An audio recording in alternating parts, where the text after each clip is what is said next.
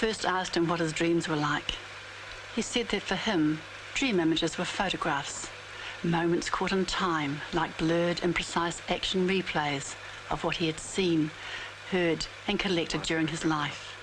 They haunted him. He told me to watch Wenders, Goddard, and the violence of Scorsese to understand the images that were his dreams.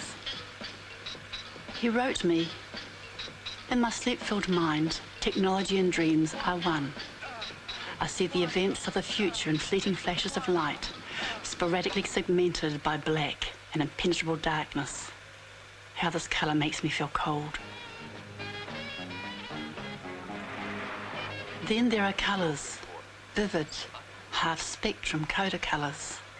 Things always changing, moving and diverging. Everything must change. All is temporary."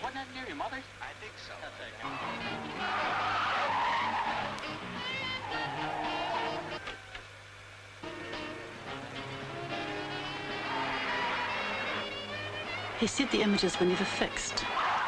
Often the pictures, sounds and words would be harshly juxtaposed, like a marker film. There were car chases, hospitals and landscapes, things he simply couldn't make sense of.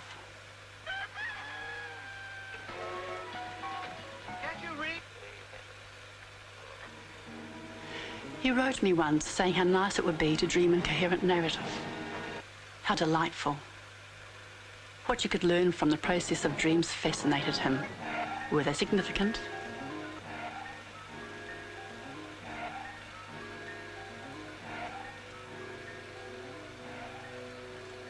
He enclosed a black and white photograph of himself and a strange-faced young woman standing in a desolate area. In front of them was an animal's skull. He said he could not remember the woman, only the skull.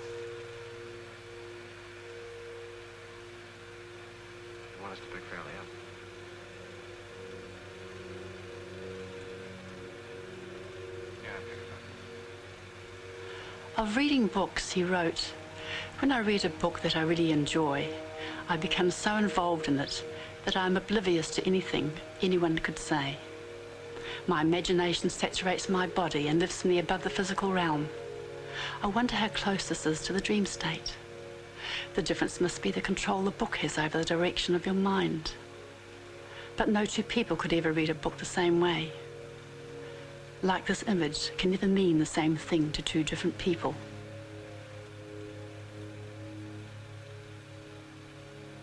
You've been married. On the eve of Christmas last year, he wrote a brief letter to me. His cat, he realised, was always beside his bed when he awoke from bad dreams. He watched TV, that memory box, and had learnt that household animals could become subconsciously connected with their masters. Humorously, he lamented how the Yanks had also connected with our subconscious. Later he wrote, "You know you should never meditate with a cat in the room.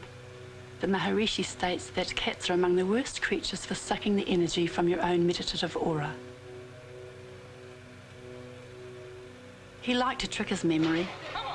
He wrote everything down. He captured everything he could. Pages of words fill the boxes in his room.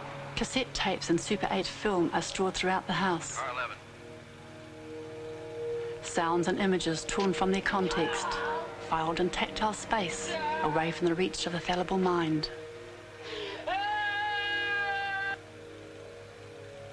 At this stage in my life, I have exercised only the dreams that I have written down. Then they take a new form. A less precise form in which visual and verbal meet and breathe together, contracting and expanding the memory. Police. Police. I don't think we want the police in on this. These nothing up to fucking. I know why you killed him. You don't have to kill me. In the last letter I received, he said he had learnt from his dreams. It was a coming of age, a painful epiphany which forced him to consider the state of his mind. In all of his life, he had seen so many things. The stories of so many people littered his memory. Why did the stories linger only to reappear in dreams as such twisted versions of life?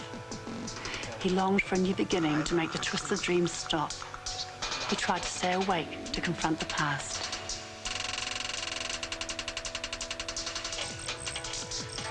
I drink at least 6 cups of coffee each day, but I always fall asleep, and my colour-patched memory sings me to a blind and powerless rage. I awake, drained and confused. My cat Spike is always still there, though.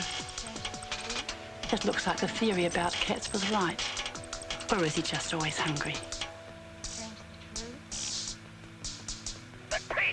26 years ago. He spoke to me of the dreams which reproduced themselves night after night until he learnt to dream something else.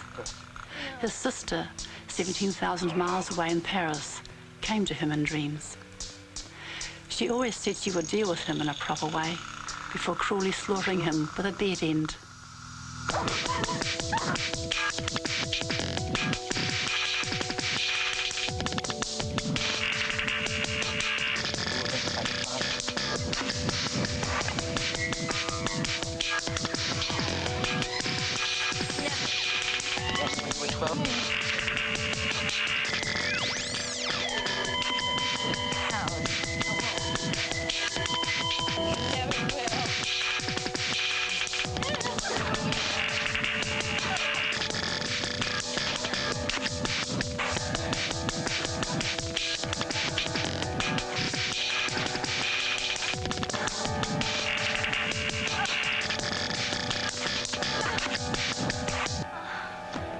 His letters have stopped now.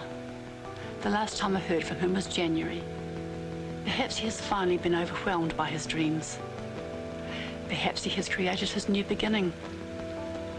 Perhaps like he said he would, he is taking the time to commit his dreams to film.